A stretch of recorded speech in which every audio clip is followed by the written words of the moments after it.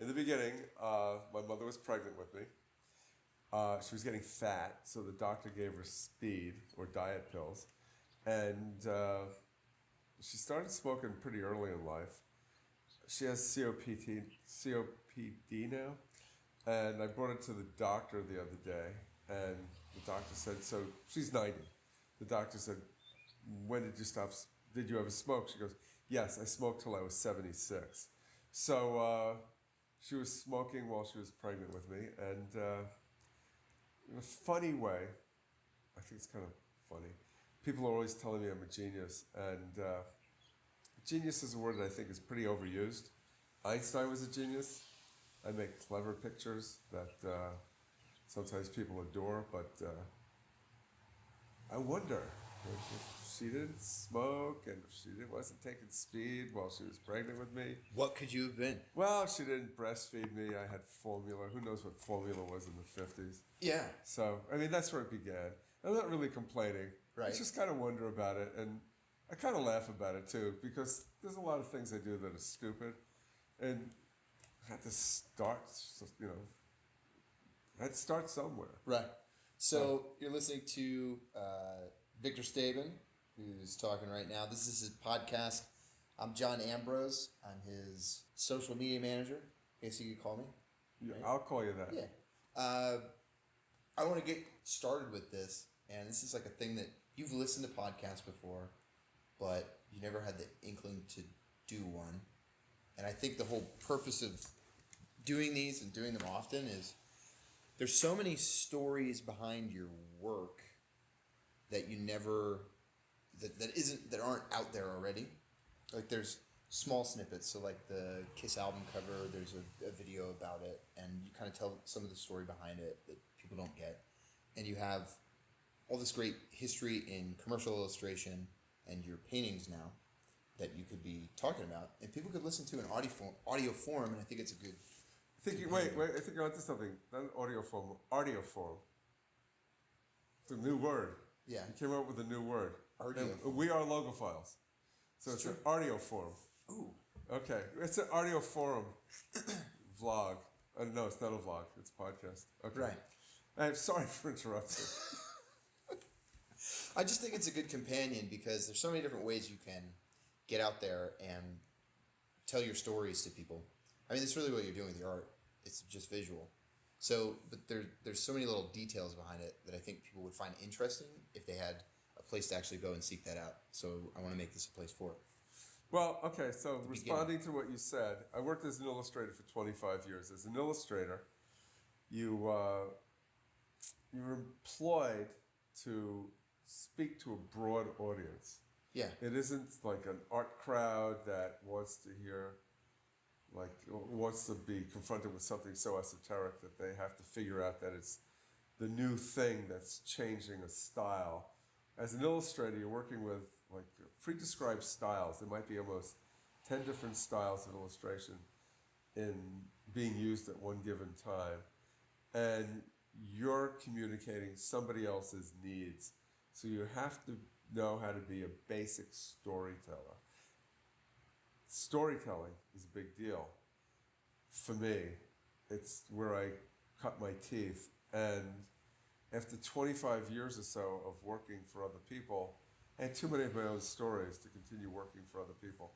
So everything I do now has a story attached to it. And if it doesn't have a story attached to it, it's because I'm aimlessly doodling, which has a story attached to it anyway. So, I mean, there's always a story attached to everybody's process. But a lot of the work that I do has a narrative behind it. And part of my job, I feel, is to explain it and not to explain it. It's got to explain itself to a certain degree. And when I say degree, it's because people bring their own stories to my artwork. Absolutely. They see symbols that they relate to, and it's a touchstone or a springboard for things that happen to them in their life. And then there's my story. So one of the things that I'm always trying to get time to do is tell the stories for each individual piece of work. And I've done it. And we're going to get that organized and make it work. Yeah. Okay. Definitely. There's certain illustration work commercial work that's highlighted and some that's not. I always wondered about that because you have a larger portfolio, but some of it's highlighted here, and some of it's not as much. Show the good stuff. Is that what it is? Well, there's some good stuff, and like there's some stuff that has such brand names attached to it. Yeah. That to not show it is to avoid the history of like who's chosen to work with you and why, and like great people choose to work with you. It's quite the credit. For example, I did 9 stamps for the postage.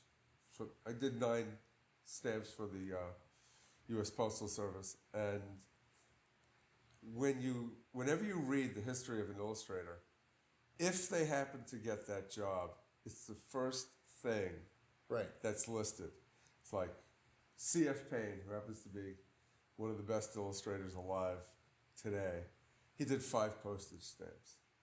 You get to see his resume when they're trying to promote something that he did. And he did all these different things. And that's on top of the list. So I did 9 postage stamps. Yeah. I didn't have the heart for illustration that C.F. Payne did. He did gobs more illustrations than I did. But there you go. I got that credit from the post office. So you got to keep it up there, and You got to keep it up there. I get that because it might seem to some people it might seem silly, right? Because it's a postage stamp, but as an artist, you're literally Americana, man. You become history. You're Americana. They don't pay you a tremendous amount. They pay you Sure, okay. Yeah. But they tell you, we just made you famous. Right. Right? And, I mean, that's okay. I did a Kiss album cover. And I did it when I was 26. When I was 27, I was in Hong Kong. I was working for a garment company. They were putting my graphics on their clothes. And somebody asked me while I was in Hong Kong, what did you do? Who are you? Where can I see your work? Yeah. We were passing a record store at the time in Hong Kong. I said, let's go in the record store. Yeah, I pulled a Kiss album cover out of a bin that was the letter K. Mm-hmm. And I said, I did this, okay? So my work is around the world. When people ask me what I did as an illustrator, I can say, well, I did a job for TDK Tapes, or I did a job for, I can't even think of the names. Oh, I did a job for Monostat Cream. And they go, what are you talking about? And I go, well, actually, I did a Kiss album cover. I did 9 stamps for the post office. I did a dozen illustrations for the New York Times. I did covers for Newsweek. I don't show the stuff I did for the New York Times. I don't show the stuff I did for Newsweek. Why's that? I just don't think they're poppy enough, and the stuff that I do show at the museum is stuff that people might want to rebuy. Yeah. And to illustrate a editorial story, like I did an illustration for the New York Times that I think is fantastic. It's about 1,700 different flavors that Jell-O made. Okay. Right? So I'm showing people in a Jell-O factory at a lab table wearing lab coats with thermometers in Jell-O. It's topical as you're wearing a lab coat. Yeah, it is topical, but not for a podcast. So anyway, it's like, it's cute, but right. I only have so much wall space. I have to figure out what I think is my best shot.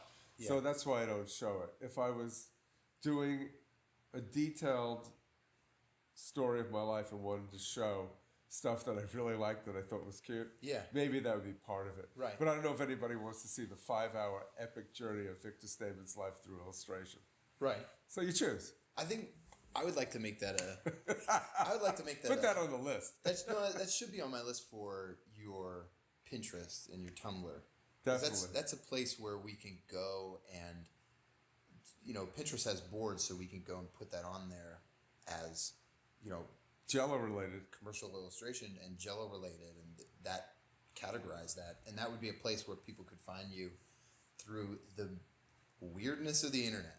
You never know what hole you're going to go down. You never know. You might go down a Jell-O hole one night on Google. That doesn't sound so bad. And end up finding. I love Jell-O. Work. Jell-O's always made me very happy. Right. So, that's something to think about. got a little blue there for a second.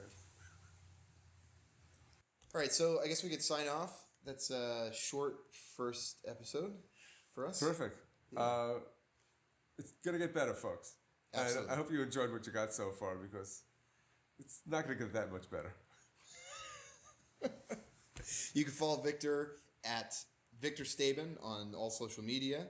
And thank you so much for listening. We'll see you next week.